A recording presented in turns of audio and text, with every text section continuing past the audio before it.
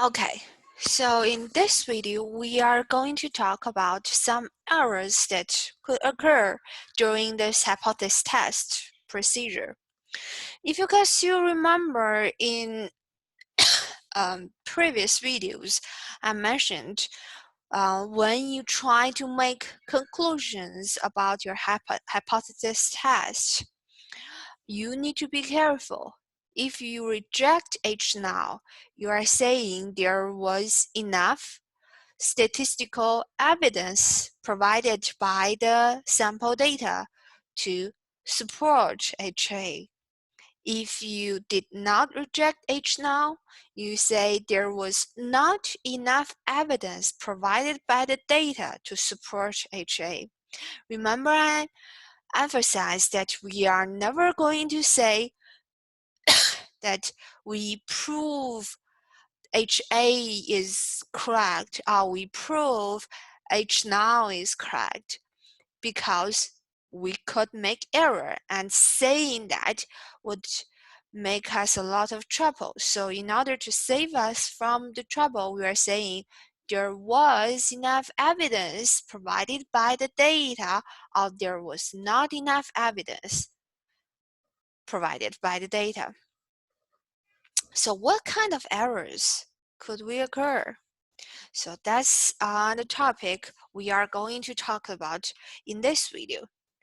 So it is very likely that we may make a wrong decision because of random variability.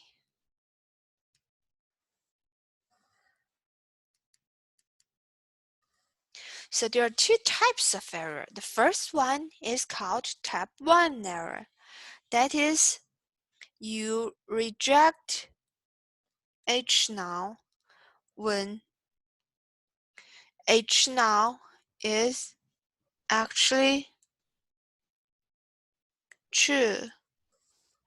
So this is also called false positive. So your null hypothesis is a correct, a true statement, but you somehow reject your null hypothesis, which is most of the time because you got a very extreme sample mean by chance. So if you get a very extreme sample mean, that means you will get a pretty extreme test statistic. Thus, it will be very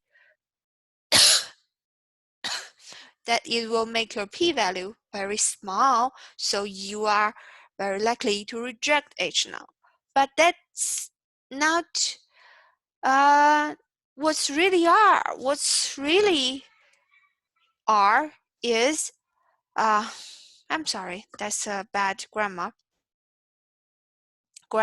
So what really happening is your null hypothesis is a true statement, but you're just but we got an extreme sample mean by chance. In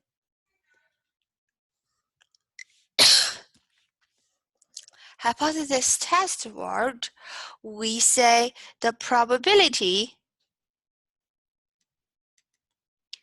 of this type 1 error is called significance level, or alpha. So of course, this is an error, right? So we want to keep this error small. So our goal is to keep this alpha small, which means we could then reduce the chance of making type 1 error. Of course, we want to reduce the chance of making type 1 error, right? But there is a dilemma here.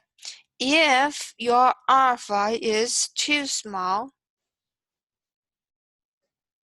then it may increase the chance of making another error. That's called a type 2 error.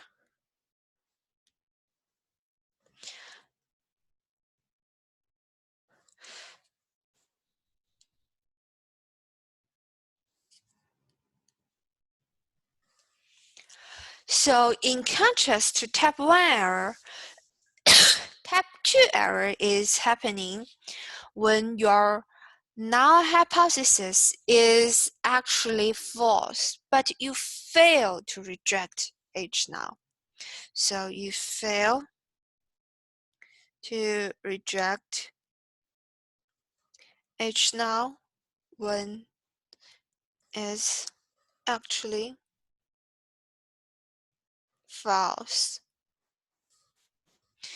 This is also called false negative. This is happening when your null hypothesis is actually false, which means your alternative hypothesis is true. If you guys still remember, what do we put in null hypothesis and alternative hypothesis? In null hypothesis, we put in the beginning claim, and in the alternative hypothesis, we put in the research question, something new, the new theory, the new idea we proposed. And for example, if you're trying to see if there is an effect of the new drug comparing to the old drug, so you're putting the new drug is effective in the alternative hypothesis. Now your alternative hypothesis is actually true. So there is an effect in the new drug, but you just didn't detect that effect. You fail to reject H null. You are in favor of H null. You think your HA is not correct. So you miss an effect that is really there by chance. And that we also have a notation for it. We have beta to denote the probability of type 2 error.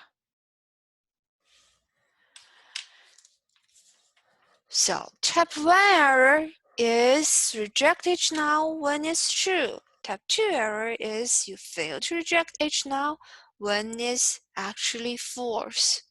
If you take a look at the PowerPoint that I posted on Moodle. So, hey girl, I made a type 1 error. I shouldn't have rejected you. What does it indicate? It means I made a type 1 error. The null hypothesis that you are my true love is actually true. But I made a mistake. I rejected you. So I forcefully rejected you when it's actually that you are my true love. So I made a type 1 error. I shouldn't have rejected you. If we summarize what we have talked about in this little table here, so we can see when H null is true, but you reject H null, you made an error. This error is called type 1 error.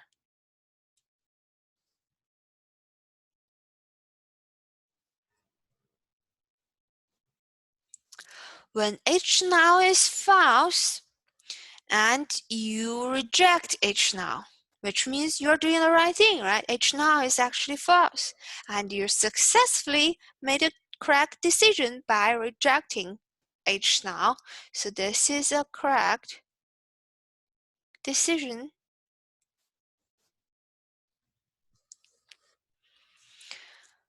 Here, when H null is true, you do not reject H null. This is also a correct decision, right? H null is actually true, so we shouldn't reject H null, and you successfully made a correct decision by not rejecting H null. So this is correct decision.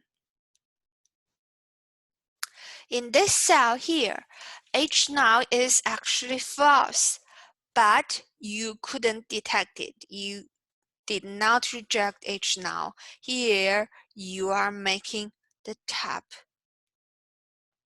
2 error.